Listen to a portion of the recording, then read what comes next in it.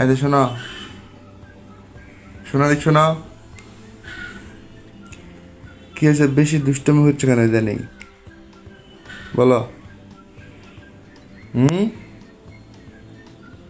বাইরে যাওয়া হবে না, ঠিক আছে? বাইরে যাওয়া হবে না, বুঝছো?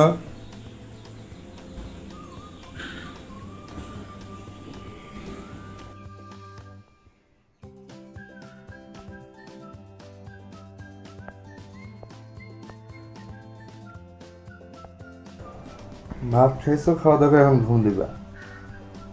খাবার খাইছো না? এখন ঘুম দাও।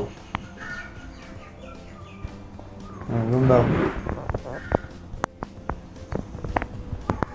ঘুম দিবে, আগুন আর উঠবে না। একেবারে টানা 2 ঘন্টা ঘুম দিবে, বুঝছো? দুপুরে খাওয়ার টাইম হলে ডাক দিব, তখন উঠে খাইয়ে দেয় আর ঘুমাবে, বাইরে যাবে না আর।